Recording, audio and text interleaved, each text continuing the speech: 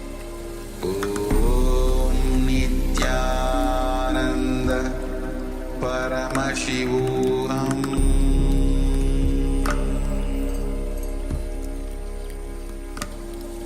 Om Nithyananda Paramashivoham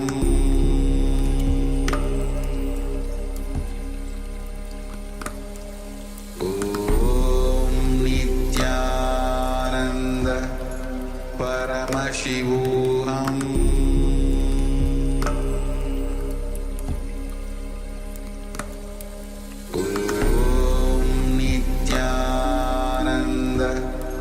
Paramashivoham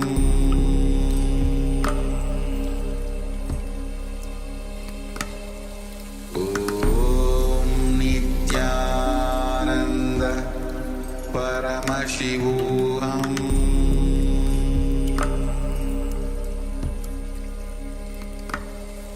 Om Nithyananda Paramashivoham Paramashivoham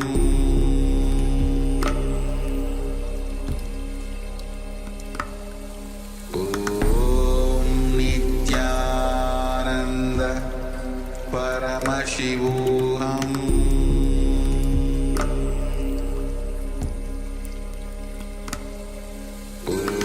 Om Nithyananda Paramashivoham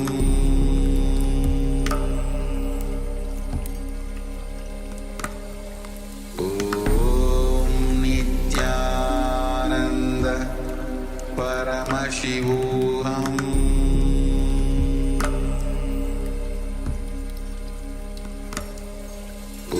Om Nithyananda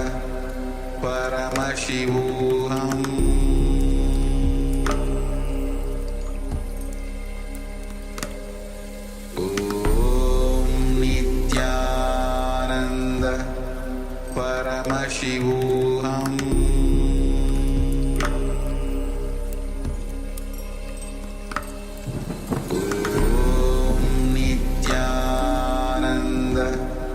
Paramashivoham Om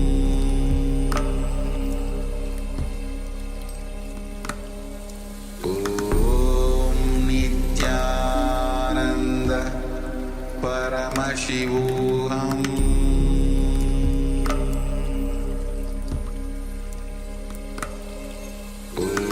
Om Nithyananda Paramashivoham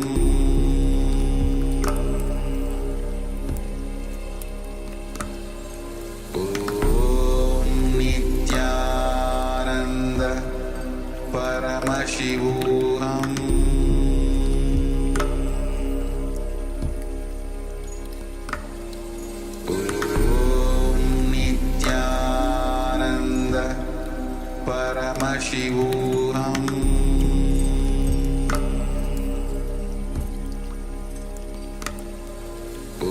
Om Nithyananda Paramashivoham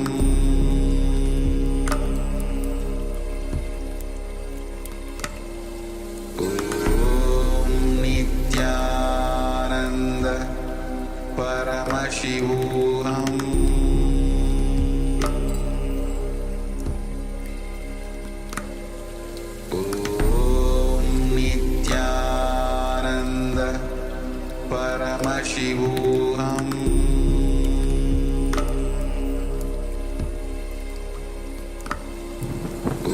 Om Nithyananda Paramashivoham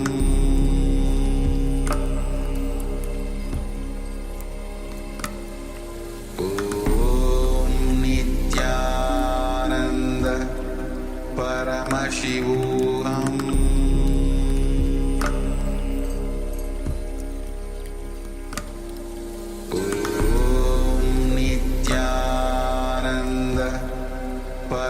Paramashivoham Om Nithyananda Paramashivoham